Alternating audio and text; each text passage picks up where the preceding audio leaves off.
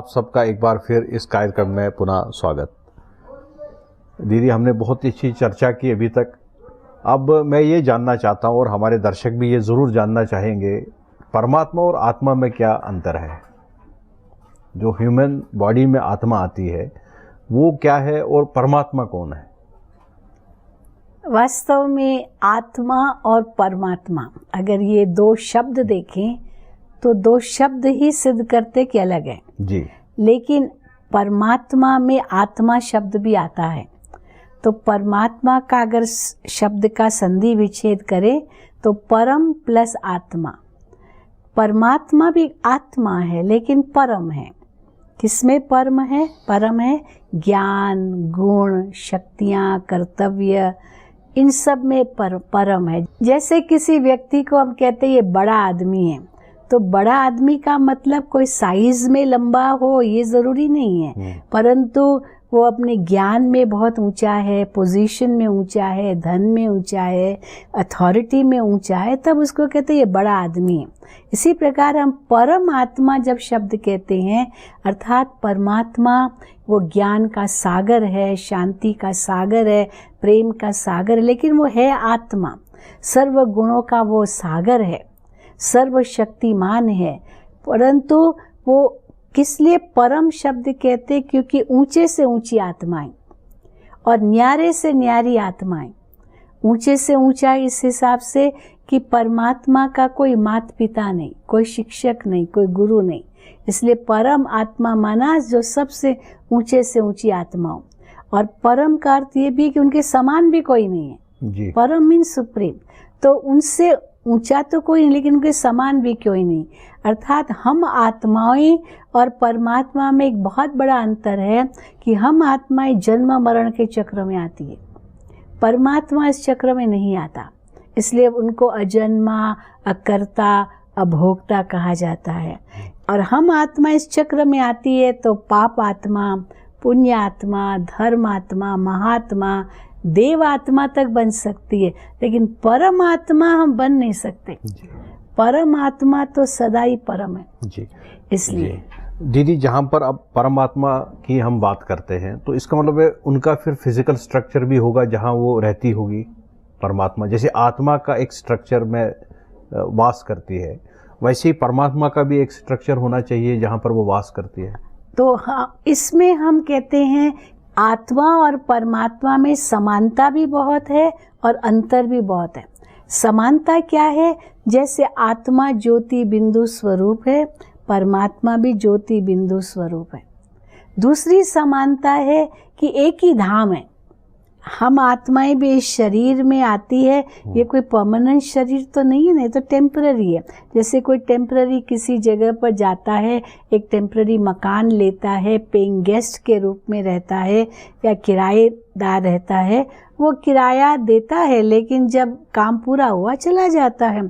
तो आत्मा भी इस शरीर में टेम्पररी है, ये इसका टेम्पररी निवास स्थान है, पर परमानेंट निवास स्थान भी है। आप देखेंगे किसी भी फॉर्म में आप जब भरते हैं तो इसमें दो एड्रेस लिखी जाती है, एक आपकी प्रेजेंट एड्रेस, दूसरी परमानेंट एड्रेस। तो प्रेजेंट एड्रेस तो आत्मा की शरीर है, लेकिन परमानेंट एड्रेस हम आत्माएं इस शरीर से परे, इस दुनिया से भी परे, पांच तत्वों से भी परे, एक अखंड ज्योति का महतत्व है। आत्मा वहाँ की रहवासी है और परमात्मा भी उसी धाम के वासी है जहाँ से सृष्टि मंच पर आते हैं। इसीलिए परमात्मा को हम याद कर यही कहते हैं, भगवान अब संसार में धर्म ग्लानि बहुत हो गई है, अब आओ अधर्म का नाश करो, सद्धर्म की स्थापना करो, तो अवश्य कहीं से आते हैं। तो आत्माओं और परमात्मा का धाम एक ही है जी, एक जैसा ही स्वरूप है।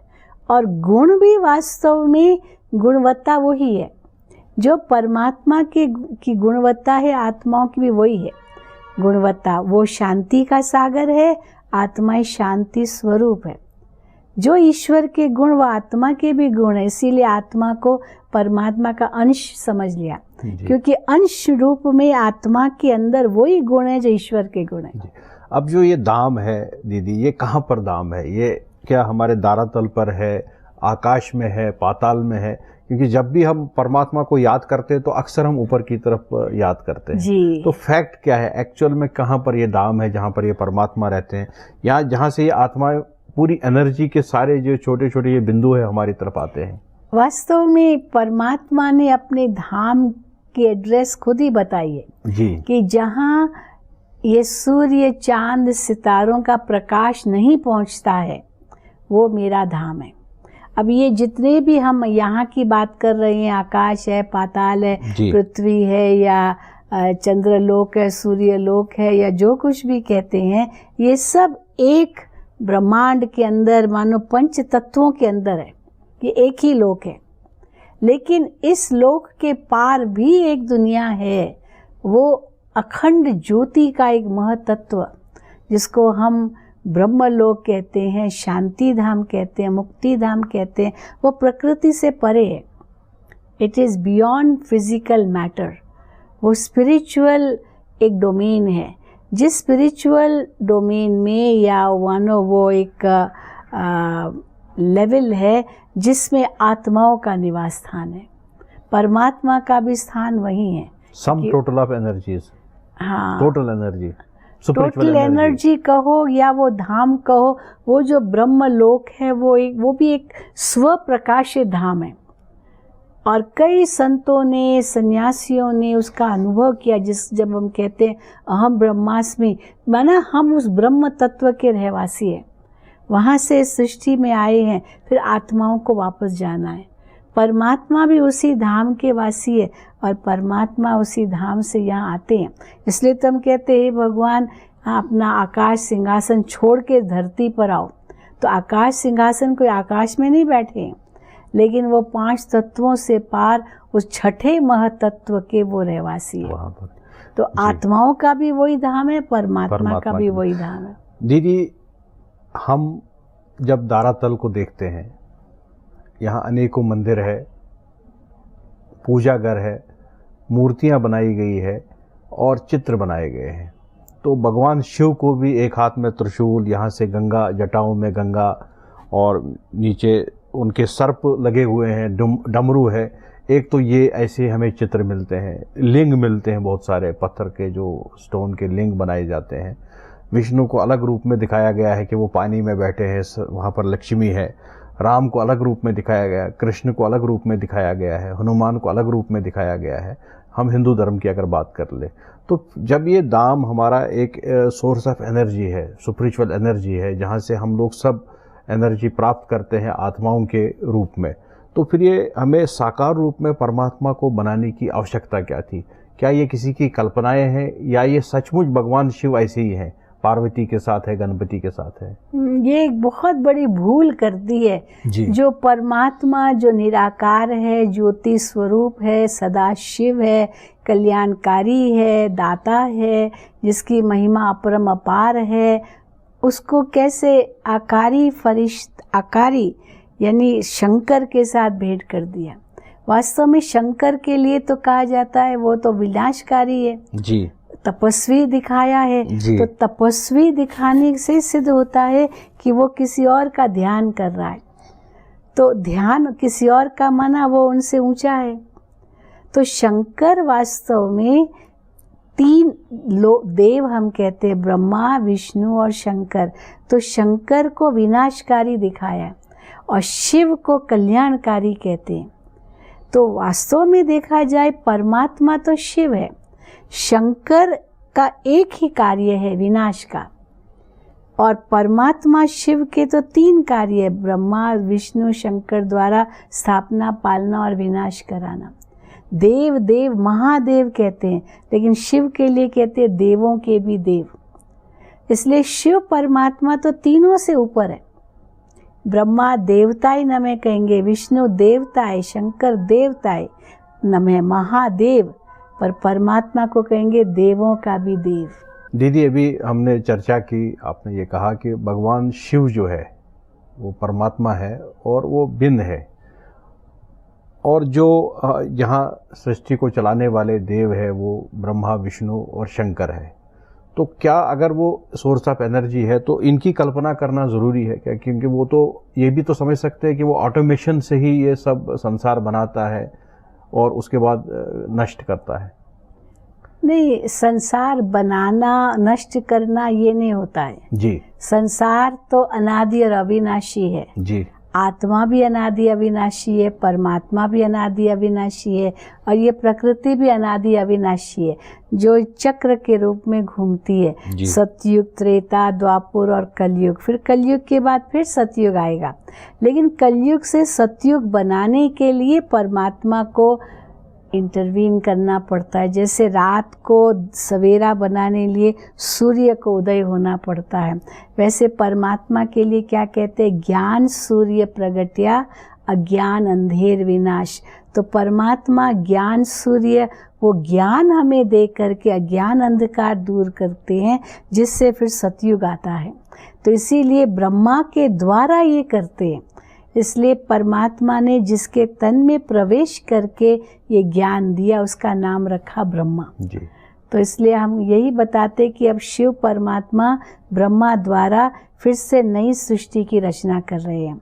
और फिर विष्णु द्वारा पालना, पालना माना विष्णु का ही दो रूप, लक्ष्मी और नारायण, जो सतयुग के प्रथम महाराजा महारानी हैं, वो ही जैसे पालनहार के रूप में बनते और फिर पालना करते।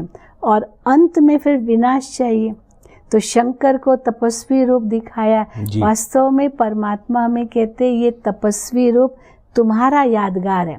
तुम इस समय ऐसी तपस्या करते हो जो विकारों को नष्ट करते हो। जैसे शंकर के लिए दिखाया, उसने काम को भस्म किया, तो तुम विकारों को नष्ट करते हो किसकी याद से? परमात्मा शिव की याद से। तो शंकर तुम बनते हो बुराइयों को, पापों को नाश करने के लिए। बाकी सारा कार्य परमात्मा का है। और ये जो सृष्टि का परिवर्तन होना है, जिसमें विनाश होना है, ये एक अनादि नियम बना हुआ है। हर चीज़ सतो से रजो, रजो से तमो होती है, तमो का फिर विनाश होता है, फिर सतो होती है। मकान नया है तो सतो है, फिर पुराना हो गया तो तमो हुआ, फिर उसका नाश होता है। लेकिन जो मटेरियल है वो तो है ही है ना, तो पंच तत्व तो है ही है, लेकिन ये परिवर्तन होता है।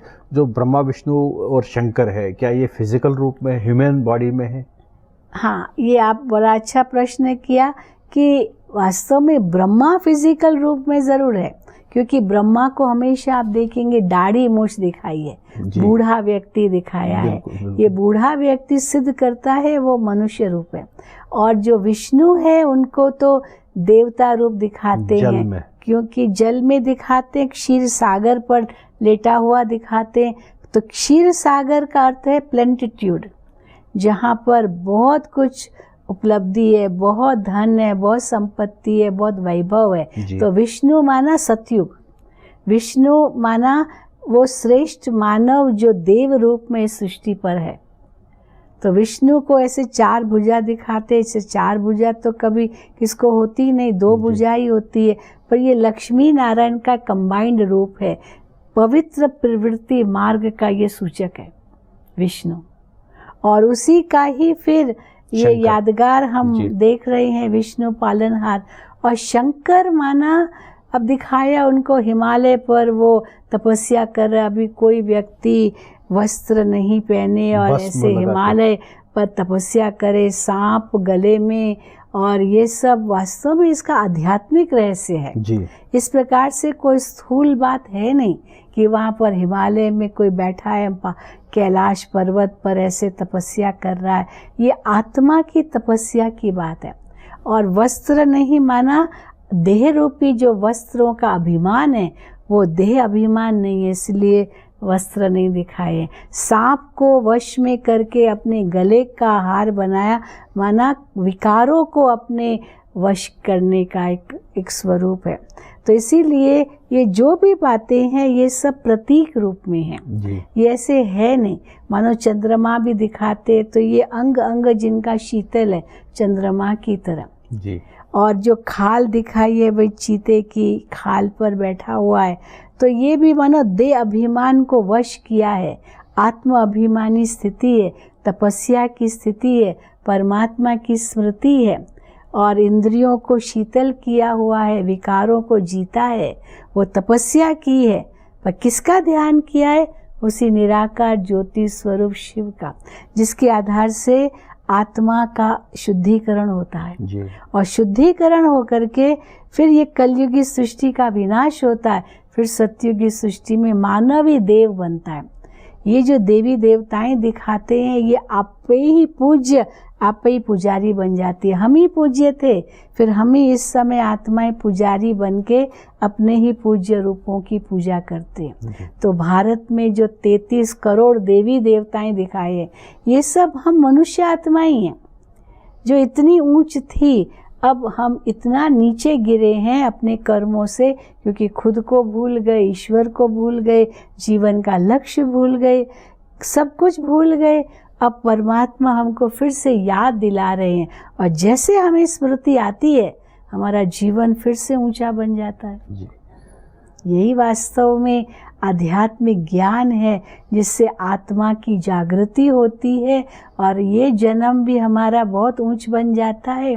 तो मानव जन्म श्रेष्ठ, तो सारा संसार श्रेष्ठ, फिर यही संसार देवलोक स्वर्गलोक इसी सृष्टि पर आता है। जी जी जी, यही हम मानते हैं।